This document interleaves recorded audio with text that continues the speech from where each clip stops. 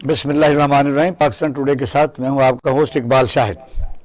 آج top stories میں سب سے پہلے ہے کہ پی ڈی ایم نے فیصلہ کیا کہ 23 مارچ 2022 کو اسلام آباد کے ڈی گراؤنڈ میں انہوں نے دھرنا دینا ہے۔ 23 مارچ اس وقت 82 سال ہو جائیں گے قرارداد پاکستان کو منظور ہوئے جو لاہور میں منٹو پارک میں منظور ہوئی تھی، جس کی برکت اور تفعیل اور جد و جہد سے یہ پاکستان وجود میں آیا اور جس کی قیادت محمد علی نے کی، اور یہ اسی دن کی مناسبت سے وہاں ایک دھرنا کا پروگرام پی ڈی ایم بنا رہی ہے۔ یہ کون سی پاکستان کی خدمت ہے، اس پر بات کرے گا ہمارا پینل۔ دوسرا یہ ہے کہ رانا شمیم صاحب جو سابقہ چیف جج سے گلگت بلتستان کے، 3.5 سال بعد جو ایفیڈیوٹ ان کا منظر عام پر ہے، اس کی سماعت اسلام آباد ہائی کورٹ میں جاری ہے۔ جج صاحب نے آج جمع اپنا جو جواب کروایا ہے اس میں انہوں نے یہ بتایا ہے کہ یہ تو میں نے ایک لکھا تھا اور میں نے لندن میں اپنے سیب میں رکھا ہوا ہے، پوتا اس کی حفاظت کر رہا ہے، اسی جان کو بھی خطرہ ہے، مجھے جانے دیں۔ اور پھر انہوں نے پہلے تو یہ بیان دیا کہ ایفیڈیوٹ تو میں وہ پاکستان کی سرزمین پر میں نے نہیں درآمد نہیں ہو سکتا، میرے خلاف کوئی کارروائی نہیں ہو سکتی۔ لیکن جب انہوں نے جواب جمع کروایا تو وہ ایفیڈیوٹ ساتھ کاپی لگائی تھی، انہوں نے کہا جی یہ، لیکن میں یہ مانتا ہوں کہ یہ اسی کی کاپی ہے۔ اب عدالت میں کیس سب جوڈس ہے، اس میں جو چیف جسٹس صاحب ہیں جو سماعت کر رہے ہیں، انہوں نے یہ کہا ہے کہ یہ ایک سابقہ جج کے الزام آتے ہیں حاضر ججوں کے اوپر، اور یہ عدلیہ کی توہین عدالت کا سمپل کیس نہیں ہے۔ پھر ایک درخواست آئی کہ بیرون ملک جانے دیا جائے، تو عدالت نے وہ درخواست رد کر دی ہے۔ تیسرا ہمارا موضوع رہے گا سندھ میں اس وقت وزیر اعلیٰ اور گورنر کے درمیان خط و کتابت جاری ہے۔ جو لوکل گورنمنٹ آرڈیننس ہے اس کے تحت جو سندھ حکومت ہے انہوں نے لوکل گورنمنٹ کے اختیارات سلب کر لیے۔ وہ تمام سیاسی پارٹیاں اس وقت وہاں احتجاج کر رہی ہیں، اور گورنر صاحب نے 10 اعتراضات لگا کے واپس بھیج دیا ہے۔ آج انہوں نے وزیر اعلیٰ سندھ نے کہا ہے کہ یہ تو لوکل گورنمنٹ کا جو آرڈیننس ہے گورنر صاحب نے پڑھا ہی نہیں ہے، وہ بیان بازی کر رہے ہیں۔ یعنی یہ بلیم گیم ہے کہ پاکستان میں کوئی بھی بات جو ہے وہ پہلے کتنی بھی اچھی ہے اس کو کنٹروورشل بنا دیا جاتا ہے۔ پینل میں موجود ہیں ایئر مارشل اعجاز ملک صاحب ہمارے ساتھ لائن پر موجود ہیں، اور حسین ایچ شیرازی صاحب یہ ہمارے ساتھ موجود ہیں۔ ویلکم ٹو دا شو شیرازی صاحب۔ پہلے تو میں آپ کو ایک مبارکباد دینا چاہتا ہوں کہ آپ نے یعنی ایک اس زمانے میں ایک کتاب لکھی بابو نگر، وہ میں سمجھتا ہوں کہ وہ اداس آدمیوں کو تھوڑا سا خوش بھی کر دیتی ہے، اور اسے یادیں آ جاتی ہیں کہ پاکستان میں کتنی کیٹیگری ہے بابوؤں کی، سیاسی بابو، سرکاری بابو۔ پھر باضابطہ شیراز لکھی، اور سب سے آپ نے کمال کر دیا کہ اس کا جو پنجابی ترجمہ بھی کر دیا، تو اس کے لیے آپ کو مبارکباد پیش کرتے ہیں۔ تو کیا کہیں گے؟ یہ ماشاء صاحب ہمارے ساتھ موجود ہیں؟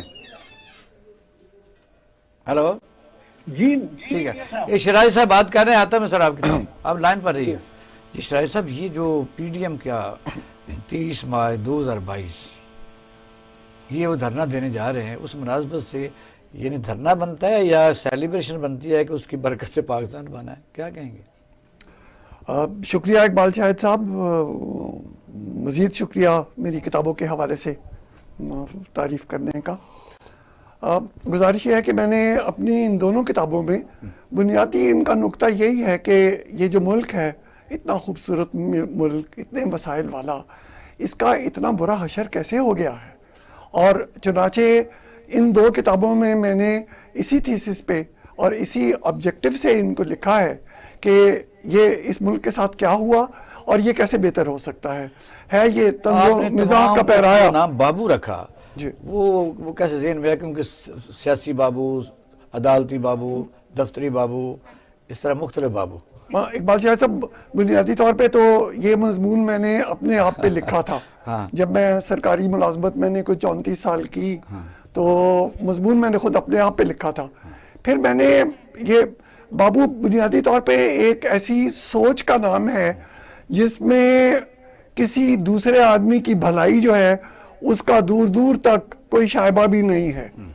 اور ہماری بدقسمتی ہے کہ یہ بابو ہمارے ہاں یہ میڈیا میں بھی ہے، ہر جگہ موجود ہے، یہ ہر جگہ پہ ہے، یہ صحافت میں ہے، یہ میڈیا میں ہے، عدالتوں میں ہے۔ اس کو آپ ریڈ ٹیپزم کہہ سکتے ہیں، سرخ فیتہ بھی کہہ سکتے ہیں، لیکن یہ بنیادی طور پہ ایک ایسی سوچ ہے جس میں لوگوں بنی نوع انسان کی جو بھلائی ہے اس کی پریورٹی بہت نیچے ہے، اور لوگ جو ہیں وہ منمانی کرتے ہیں، لوگ جو ہیں وہ ہٹ دھرمی کرتے ہیں، لوگ جو ہیں وہ اپنا فائدہ، اپنا لالچ، اور اس کی خاطر ملک، قوم، دوسرے لوگوں کا بڑے سے بڑا نقصان بھی کرنے کے لیے تیار رہتے ہیں۔ ٹھیک ہے، اب آ جائیں آج کے جو ابھی آپ نے تذکرہ کیا پی ڈی ایم کا، پی ڈی ایم بیچاری کبھی بنی کبھی ٹوٹی، پیپلز پارٹی والوں نے اسے بنایا تھا، پھر پیپلز پارٹی والے اس پہ سے نکل گئے، اے این پی والے اس پہ سے نکل گئے،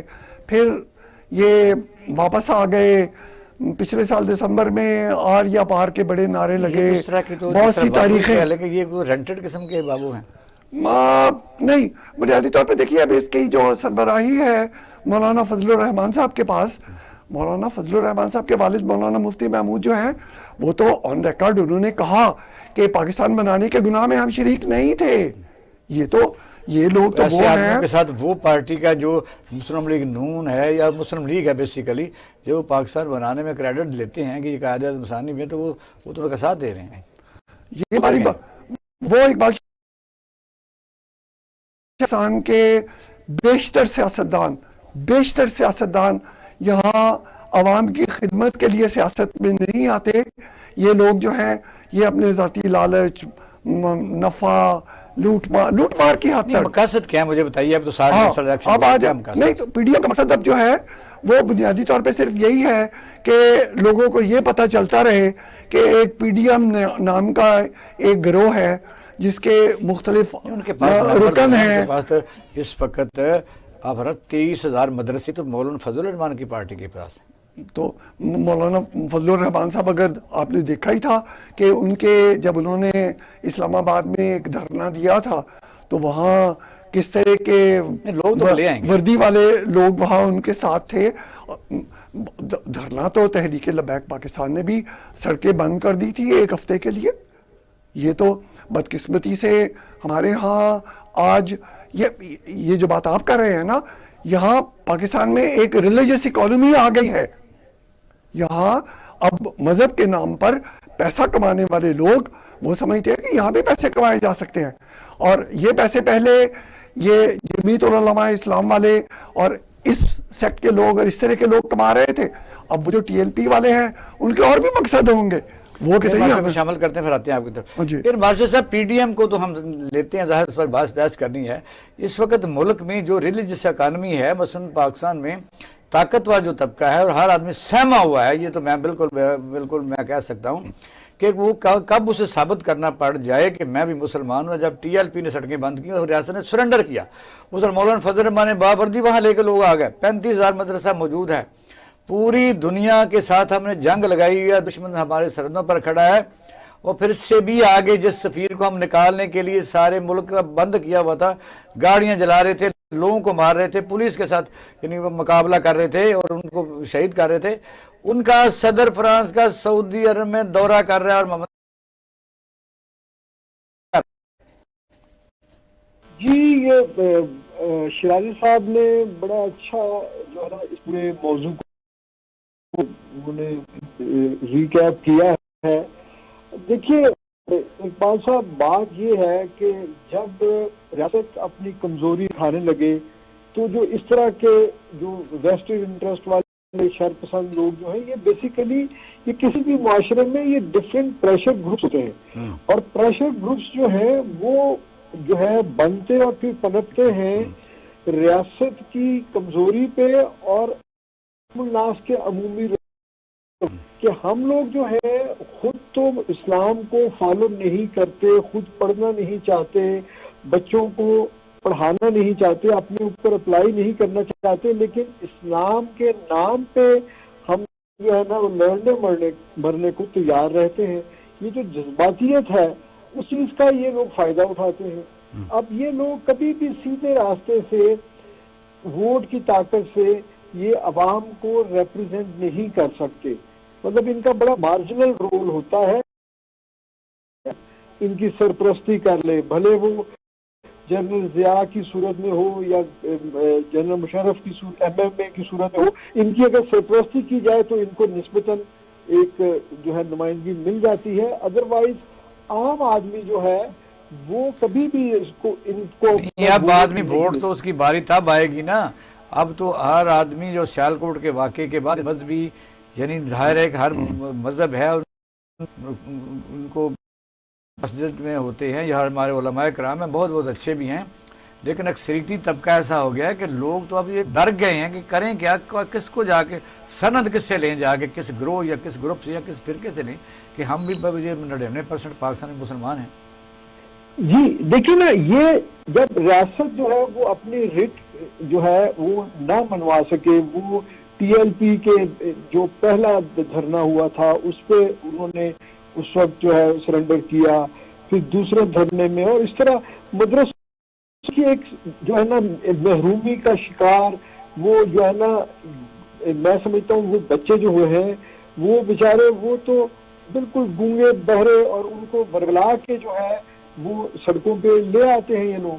اور ایک پریشر گروپ جب اس طرح سڑکوں پہ آ کے اپنی طاقت کا مظاہرہ کرتا ہے اور حکومت اس کو جو ہے پہلے کچھ دن بلڈ ہونے دیتی ہے، برداشت کرتی ہے، اور اس کے نہیں، بعد اب اگر مقصد یہ ہے کہ جو انہوں نے دھرنا دیسی پارٹیوں کا حق حاصل ہے کہ اپنے ان کے بقول مہنگائی کے لیے ہم جا رہے ہیں، اور ان کے سابقہ جنرل سیکرٹری حافظ حسین احمد کہتے ہیں کہ مسلم لیگ نون سودا بازی کے لیے پریشر بلڈ کر رہی ہے. چلو مان لیا جائے، لیکن سیالکوٹ میں جو واقعہ ہوا پولیس کھڑی رہی تو اس لیے کھڑی رہی کہ گجرانوالہ میں جب ان کو گھسیٹ کے زخمی کر رہے تھے، کچھ لوگوں کو شہید بھی ہو رہے تھے، تو ان کا تو کسی نے پوچھا نہیں گھر میں جا کے تو مر گیا. تو پولیس پر ڈسارٹ تو ہوتی ہے فورسز. جی بالکل. دیکھیں جی، یہ پولیس اس کے بعد اس قدر ڈی مورلائز ہو گئی کہ آپ یہ بلکہ ایک طویل عرصے سے جس طریقے سے سانحہ جو ماڈل ٹاؤن ہوا اور بھی بہت سارے واقعات ہوئے کہ پولیس کو جس طریقے سے جو ہے نا وہ ایک طرح سے ان کو پولیٹیسائز کر کے، اور جس طریقے سے پھر ان کو پیٹرنائز نہیں کیا جاتا کئی باروں میں جب وہ واقعی قانون کی بالادستی کے لیے کام کرنا چاہتے ہیں. تو بہرحال آپ کا جو بنیادی سوال ہے، میرا نہیں خیال کہ یہ اس دھرنے کا کوئی پی ڈی ایم کا جو مین نہیں، اس دن 23 مارچ کو وہاں غیر ملکی مہمان آئے ہوں گے کئی دفعہ، تو کئی ملکوں کے پریزیڈنٹ اور اس طرح کے بڑی پرسنالٹی آئی ہوتی ہیں، افواج پاکستان ہوتی ہے، تمام لوگ ہوتے ہیں. تو یہ دھرنا اگر دیتے ہیں تو کیا میسج؟ بالکل ظاہر ہے وہ ایک نیگیٹو میسج جائے گا. ابھی بھی اس وقت ہماری پوری ریاستی مشینری جو ہے، ہم لوگ جو سول سوسائٹی کے لوگ ہیں، میڈیا کے لوگ ہیں، ہم ابھی بھی باہر کے لوگوں کو ایک جسٹیفیکیشن ہی دینے کی کوشش کر رہے ہیں.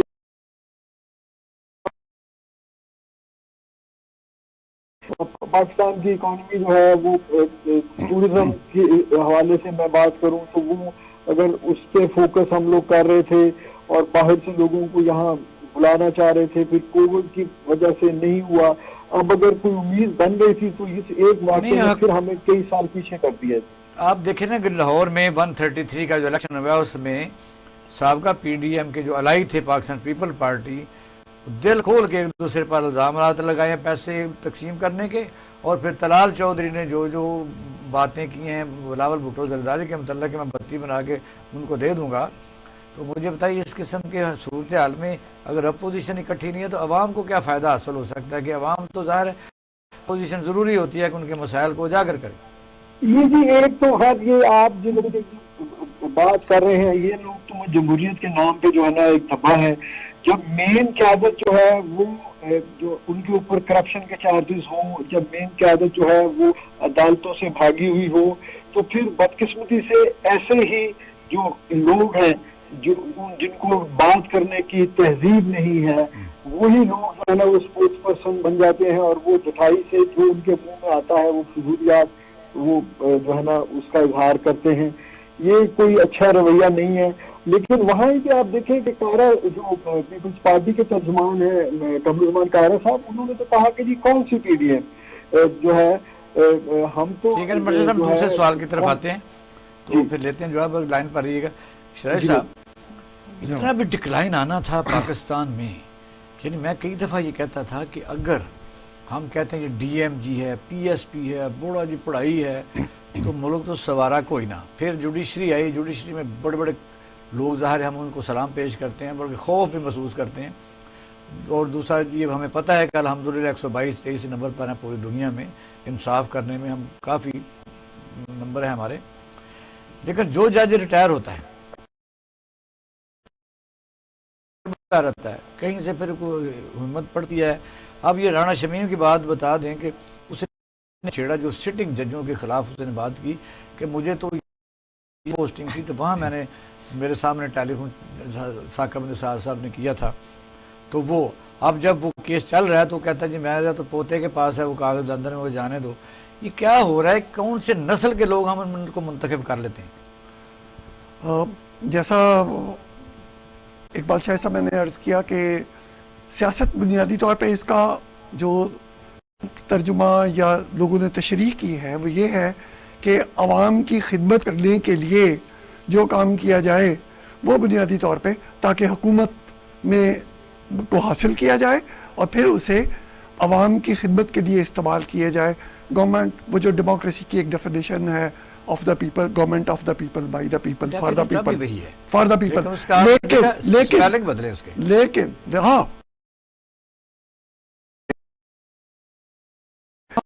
جو سیاستدان ہیں وہ صرف پیسہ کمانے کے لیے آتے ہیں. یہ شاید کچھ بڑی معزز مستثنیات لیکن وہ بہت تھوڑی ہے. باقی لوگ جتنے ہیں آپ دیکھیں کہ ایک آدمی جو سیاست میں آنے سے پہلے اگر اس کے پاس موٹر سائیکل تھا تو اب وہ جہازوں پہ گھومتا ہے. تو یہ سارا یہ سب کہاں سے آتا ہے؟ یہ سارا یہ جو حکومت حاصل کی جاتی ہے اس کو پولیٹیکل بات ہوگی نا. پورے کا نظام عدل جو ہے وہ تو صحیح ہو اگر ہو تو پھر وہ بھی سیدھے ہو جاتے ہیں. مجھے بتائیے اگر نہیں ہوتے سیاستدان ہو سکتے ہیں اگر عدالتیں ایسے جج نہ ہوں جس طرح کی جج پچھلے دور میں گزرے ہیں. آپ نے بحال کروایا افتخار چوری کو، ملک کی لوٹ کے لے گیا وہ، اور اپنے سمجھی کو اقبال شاہ صاحب یہ جیسے قوموں کی جو تاریخ ہے کی ہے کہ لیکن یہ بڑی فلسفیانہ قسم کی گفتگو ہے کہ ہمارا اصل مسئلہ جو ہے وہ سطحی رومانوی جذبات ہے. تفصیل جو ہے وہ اگر کبھی اس پہ آپ ایک الگ سے پروگرام کریں تو یہ اس کے لیے چلے گا. ہمارے ہاں بدقسمتی سے آج معاشرے کے جو مختلف طبقات ہیں ان کے بیشتر افراد جو ہیں وہ اپنے ذاتی لالچ، اپنی ذاتی منفعت، اس کے لیے کوئی بھی غلط کام کرنے کو برا نہیں سمجھتے. آپ یہاں ہم عمرہ کرنے میں، حج کرنے میں نمبر 1 ہیں، ہم خیرات کرنے میں نمبر 1 ہیں، اور لیکن ہم پورنو سائٹس پہ جانے والوں میں بھی نمبر 1 ہیں. ہم نمازیں پڑھتے ہیں لیکن آپ ذرا مجھے 1 کلو شہد، 1 کلو سرخ خالص مرچیں، 1 کلو دودھ کہیں سے بتائیں کہ جی یہاں سے ملتا ہے. پکڑا گیا دیسی گھی 2500 کلو پکڑا ہے فوڈ اتھارٹی نے. ہاں جی، دیسی گھی سارا ہی جعلی تھا. مجھے بتائیے سارے درمیان میں آگی بات، جتنی مٹھائیاں پاکستان میں بن رہی ہیں یہ سارے گاؤں میں تو یہ وہی تو میں نے آپ سے عرض کیا کہ یہاں کل تو یہ ایک پورا ٹرک پکڑا گیا. یہ ہے ڈریسل ڈیوٹی. میں سمجھتا ہوں مذہبی طبقات کے لوگوں کو ٹیچ کریں اور ان کو کاؤنسلنگ کریں اور ان کو بتائیں، مساجد کا استعمال کر کے ان کو لوگوں کو رائے راست پر لائیں. صرف مساجد نہیں جی، یہ آئے گا تعلیم، علم اور شعور کے ساتھ. اور ہمارا تعلیم تو بڑی ہے، تربیت نہیں، ہماری تعلیم کوئی نہیں ہے. ہماری تعلیم کیا ہے؟ اگر مجھ کے زوال کے 5 اسباب آتے ہیں میں مڈل پاس ہوں، مجھے 7 آتے ہیں میں میٹرک پاس ہوں، مجھے 10 آتے ہیں میں ایف اے پاس ہوں. مقاصد کیا ہے پی ٹی ایم جو کر رہی ہے جی؟ حسین احمد نے کہا کہ یہ پریشر جو ہے بلٹ کیا جا رہا ہے. مسلم یہ الزام کارا صاحب نے لگایا تھا کہ یا تو ووٹ کو عزت دو تو یا پھر رابطے نہ کرو. دیکھیے گزارش یہ ہے کہ نواز شریف صاحب جن حالات میں پاکستان سے باہر گئے، جن حالات میں پاکستان سے باہر گئے، صاحب کہتے ہیں مجھے نہیں پتا ریٹس والا معاملہ جو تھا یہ سارا جعل سازی تھی. یہ یہاں حکمران کون ہے؟ اس کو بیل آؤٹ نہیں کر سکتے. ایئر مارشل صاحب جی جی یہ بتائیے کہ 23 اپنا جو جج صاحب ہیں یعنی رانا شمیم صاحب، یہ ساہیوال میں پیدا ہوئے، گلگت بلتستان میں چلے گا جہاں آپ دیکھ سکتے ہیں اب وہ کہہ رہے ہیں جی وہ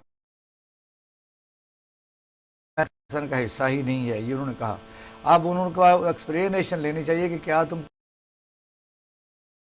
کو کہہ رہے ہو یا جہاں سے تم نے بات دیا۔ پھر وہ کہتا ہے جی میرے پوتے کے پاس وہ سیف میں پڑا ہوا ہے، تو میں تو خود نہیں پڑھا، اس میں کیا لکھا ہوا تھا۔ آج اس نے دوبارہ کہا، پھنس تو وہ گئے ہیں، آج انہوں نے کہا جی یہ جو کاپی لگائی ہے یہ وہی لگ رہی ہے، وہی ہے۔ یہ کون سی نسل کے یہ لوگ آ گئے ہیں اس قسم کے اداروں میں، جو اچھے اچھے جج صاحبان ہیں جنہوں نے پاکستان کی بڑی اہم فیصلے کیے۔ اس پہ وہ جسٹس اے آر کارنیلیس کا ایک واقعہ جو ہے وہ یاد آتا ہے کہ ان سے کسی نے جو ہے نا وہ کسی کو ملے اپنی ریٹائرمنٹ کے بہت عرصہ وہ کسی ریس کا نام نہ لیں، ٹھیک ہے، میں ریس کا نام نہیں لے رہا جی، لیکن انہوں نے کہا کہ ہمارے زمانے میں کس طرح کے لوگ جو ہے they use to be behind the bar, ہاں جی، ٹھیک ہے نا۔ تو اب مجھے جو ہے نا یہ بینچ پہ آ گئے۔ تو بات یہ ہے کہ جب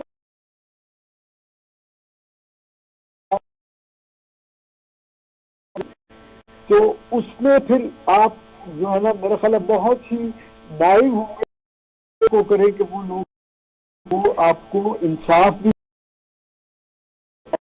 اور چند ہزار بھی نہیں، چند 100 کے قریب یا کتنے لوگ ہیں جو جوڈیشری سے منسلک ہوتے ہیں، ان میں سے ہر ایک جو ہے وہ قابل احترام ہے۔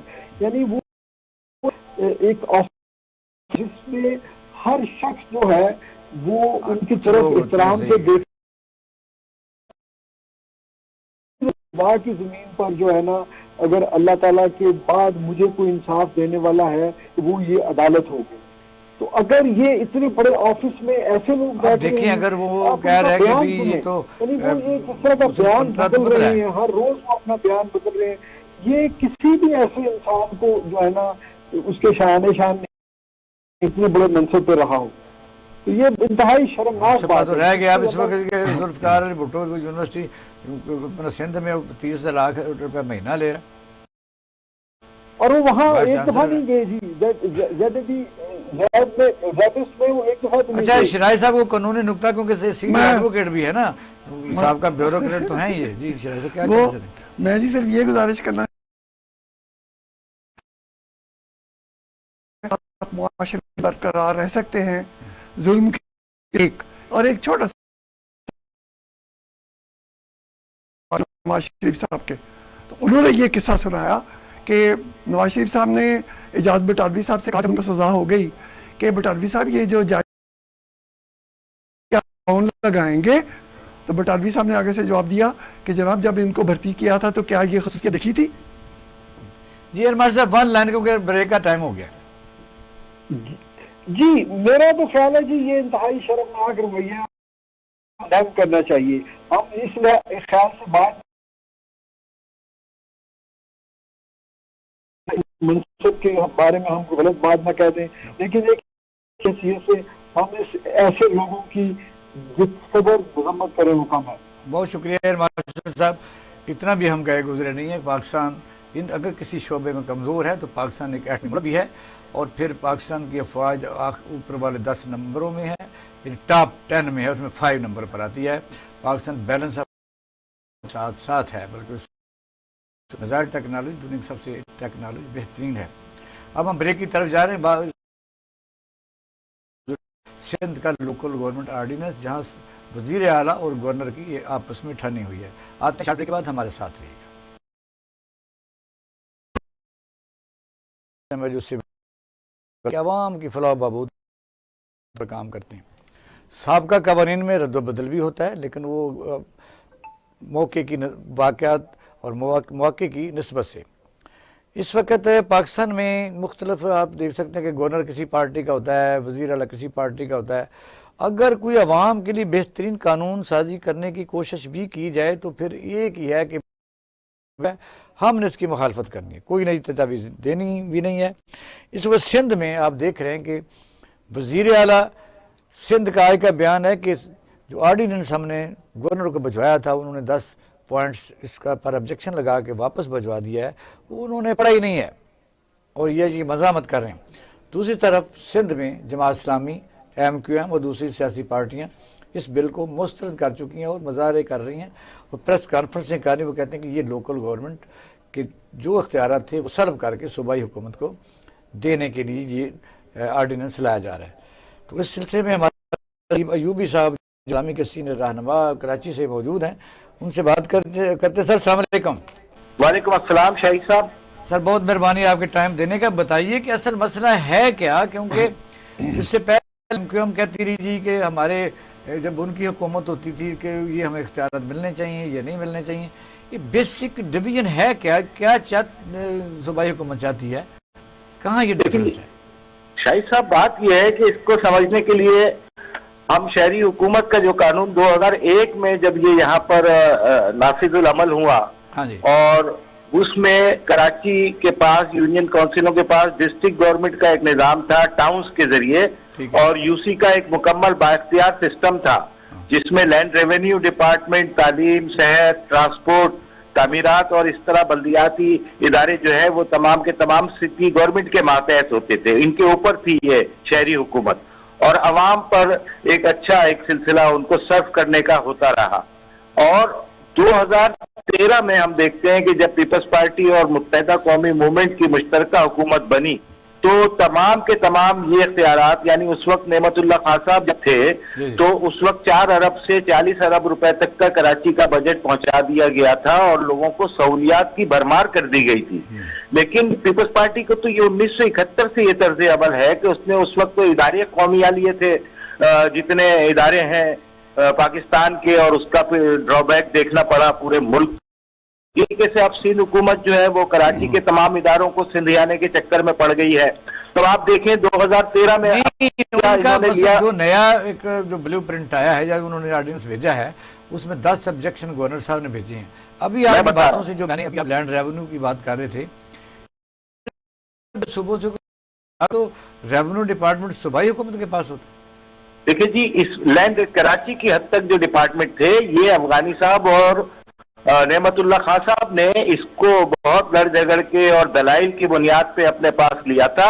बेशक सूबाई, लेकिन 2013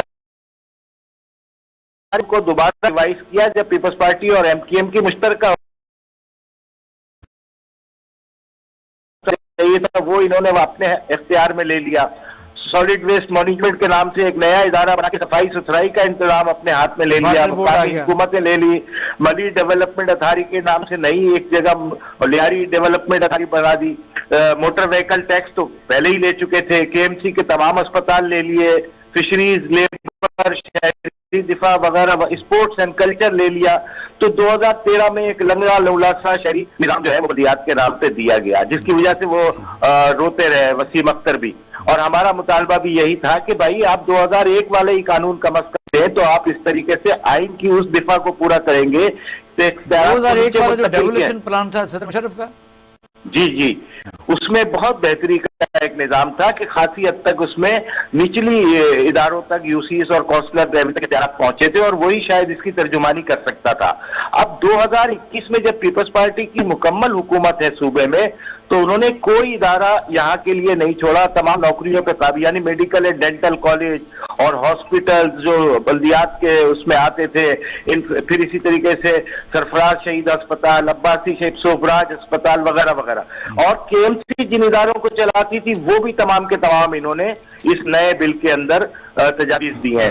दूध सप्लाई की स्कीम वो ले ली। फिर ये है कि अगर मसलन उस वहाँ जो लॉर्ड मेयर है, जिसको मेट्रोपॉलिटन सिटी है, वहाँ डिस्ट्रिक्ट भी है, क्योंकि लाहौर में अभी तो एक ही डिस्ट्रिक्ट है, तो वो कराची में काफी डिस्ट्रिक्ट, कितने डिस्ट्रिक्ट, 6 डिस्ट्रिक्ट हैं जनाब। कराची के अंदर 7 डिस्ट्रिक्ट है, किमाड़ी नया बना, और लॉर्ड मेयर तो सिर्फ यहीं का हो सकता है ना, मेगापोलिटन सिटी के हिसाब से जो आबादी का हिसाब किताब किया गया है।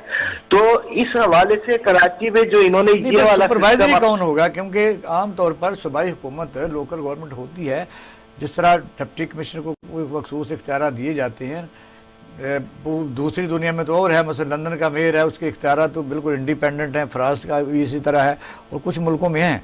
کراچی کے نظام میں اگر مثلا یہ مان لیا جائے کہ آپ کی بات کہ لارڈ میں جو ہے وہ ریونیو بھی خود کلیکٹ کرے گا، ایکسائز بھی خود کلیکٹ کرے گا، موٹر وہیکل ایگزامینیشن بھی خود کرے گا، اسپتال بھی خود چلائے گا اور ایجوکیشن بھی خود چلائے گا، صفائی کو صفائی کس طرح کرے گی اگر انہوں نے کوئی جواب طلب کرنا ہوا تو؟ شاہی صاحب مجھے آپ یہ بتائیں کہ لوکل باڈیز آئین نے جو کہا ہے کہ اختیارات کو نچلی سطح پہ منتقل ہونا چاہیے، تو پھر آپ اس کی کیا تشریح کرتے ہیں؟ میں تو اس کی زیادہ ڈیٹیل میں نہیں جا رہا، میں تو ریپلیکا بتا رہا ہوں کہ 2001 میں جس حد تک بھی قانون تھا وہی قانون دینا چاہیے۔ 2013 میں آپ نے سارے 2001 میں تو یہ بھی تھا کہ ڈی پی او کے جو اپنا لکھے گا وہ ناظم لکھے گا، تو اگر کوئی ایسا طبقہ اور ایسا یعنی کوئی گروہ اور وہ کسی طریقے سے کرمنل بھی ہو وہ آ جائے میئر بن کے، تو D P O D C او کیا کرے گا؟ کیسے سیٹ کر سکتا تھا؟ تو اس وقت بھی غلط تھا، یہ پھر ہٹا دیا گیا۔ جب یہ نظام تھا تو ایسی صورت ہی نہیں تھی۔ آپ جس کی بات کر رہے ہیں خدشے کی، اس وقت میئر عبدالستار افغانی تھے اور جناب نعمت اللہ خان جماعت اسلامی کی، تو نوکری روزگار ہر چیز انہوں نے لے لی ہے۔ اور جو سندھ کے اندر اگر تو ایسی کوئی مثال ہوتی نا کہ لاڑکانہ کے اندر، شہزاد کوٹ کے اندر، سکھر کے اندر انہوں نے بہت اچھا انتظام کیا ہے تو ہم مانتے کہ چلو جی وہ لے کے آؤ، ان کا اپنا حال خراب ہے۔ اچھا نجیب ایوب صاحب ایک منٹ رکیے گا کہ ہمارے سے اپنا حسین شیرازی صاحب ہیں، یہ بھی سینئر بیوروکریٹ بھی رہے ہیں، آج کل ایڈوکیٹ ہیں سینئر اور کئی کتابوں کے مصنف ہیں۔ یہ جو میں بات کر رہا ہوں لوکل گورنمنٹ کی، آدھا تیتر آدھا بٹیر، مثلا یا تو پورے پاکستان میں ایک ہی سسٹم ہو، لوکل گورنمنٹ پوری دنیا میں کامیاب ہے، کیونکہ اسی لیے سیاسی جماعتوں کے جو لوگ ہیں وہ عام طور پر سیاست میں سیریمونیل لاتے ہیں کہ قانون سازی کرنی ہے، نہ گلی بنانی ہے، نہ سڑک بنانی ہے، نہ روز افتتاح کرنا ہے، کہ تو وہ تو چارم ختم ہو جاتا ہے جو پیسے کمانے والا ہے۔ یہ جس طرح نجیب ایوبی صاحب بتا رہے ہیں وہاں کہ وہاں لوکل گورنمنٹ صوبائی حکومت سے بھی کئی دفعہ پھر پاور میں آ جاتی ہے، کیا کہیں گے؟ شکریہ اقبال شاہ صاحب۔ یہ جو لوکل گورنمنٹ ہے یہ بنیادی اہمیت کی حامل ہے۔ مقامی قیادت وہ مقامی مسائل جو ہیں ان کو بہت اچھی طرح سے سمجھ سکتی ہے کہ جو ان کے یہ انفراسٹرکچر کے جو چھوٹے مسائل ہیں، تعلیم ہے، صحت ہے، اس کو کس طرح سے ہینڈل کرنا ہے۔ لیکن جماعت اسلامی کی بات نہیں، لیکن بدقسمتی سے میں کراچی میں رہا ہوں، نوکری کرتا رہا ہوں۔ بدقسمتی یہ ہے کہ یہ سارا فنڈز اور اختیار کی لوٹ مار کا جھگڑا ہے۔ اگر آپ مجھے اجازت دیں ایک چھوٹا سا واقعہ، میں ایک زمانے میں گھی کارپوریشن آف پاکستان میں ڈائریکٹر آپریشنز تھا۔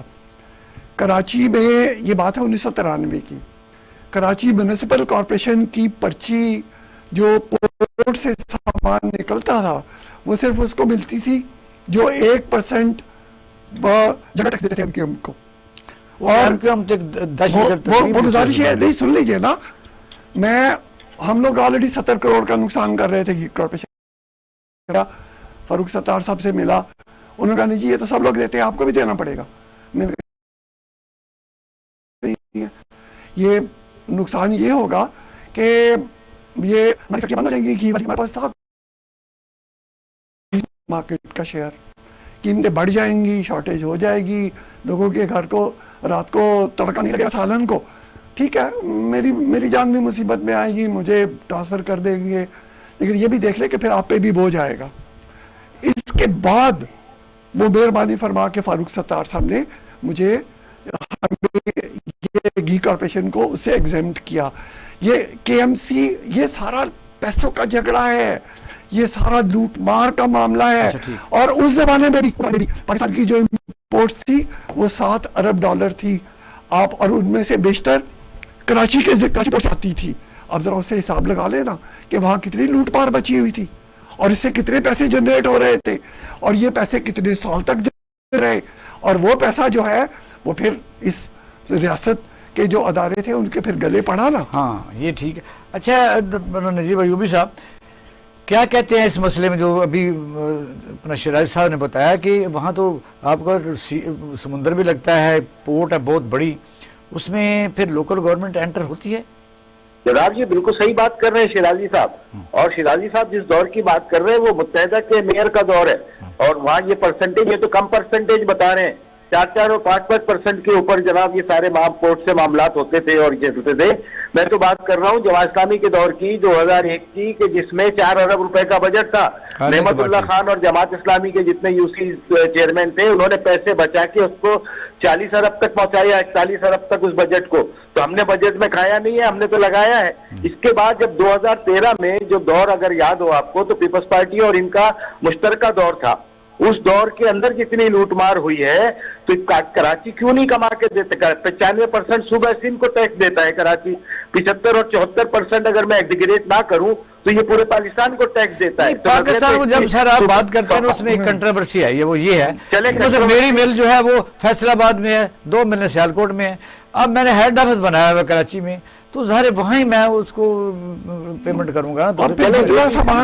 یہ جو اقبال شاہد بات کر رہے ہیں, بات یہ کہ یہاں کراچی سے ساری انڈسٹری وہاں پر سے چلی گئی ہے, شفٹ ہو گئی. میں اس بحث میں نہیں پڑھنا چاہتا. آپ خود صرف جوڑیا بازار کا ٹیکس دیکھ لیجئے اور پورے فیصل آباد کا ٹیکس دیکھ لیجئے, آپ کو پتہ.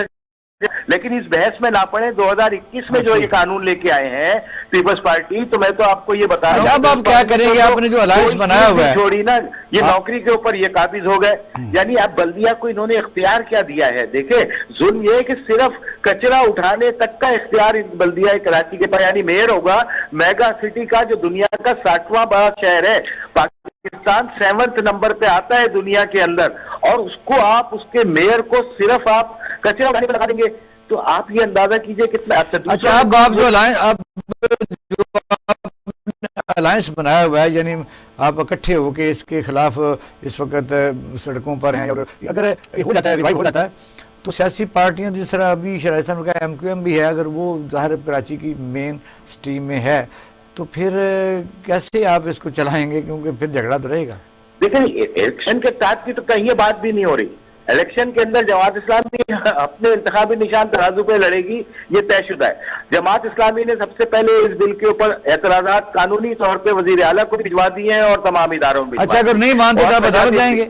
اور ظاہر ہے عدالت کا راستہ ہمارے لیے کھلا ہے, ایک آدمی کے لیے عدالت کا راستہ اس کے علاوہ اور کیا ہو سکتا ہے. لیکن بات چونکہ یہ ہے کہ جماعت اسلامی نے سب سے پہلے احتجاج کی کال دی, سوائے پیپلز پارٹی کے تمام جماعتیں اس کی مخالفت کر رہی ہیں, اور جس کے نتیجے میں اب ظاہر ہے کہ وزیر گورنر نے بھی یہ سمری واپس کر دی اعتراضات. ایک منٹ رکیے گا, ون لائنر اس میں یہی ہے جی کہ خدا کرے کہ یہ جو ملک ہے, میں جماعت اسلامی کی بات نہیں کر رہا, اس کے جو سیاستدان ہیں وہ اس ملک اور اس قوم کے بارے میں سوچنا شروع کر دیں, اپنے لیے نہیں تو اپنے آنے والی نسل کے لیے سوچنا شروع کر دیں. بہت شکریہ نجیب ایوبی صاحب, آپ کا بھی شکریہ, اور شرائط صاحب آپ کا بھی شکریہ. ناظرین پروگرام دیکھ رہے تھے, کل ایک نئے موضوع کے ساتھ آپ کی خدمت میں حاضر ہوں گے. اپنا اور اہل خانہ کا خیال رکھیے گا. پاکستان زندہ باد.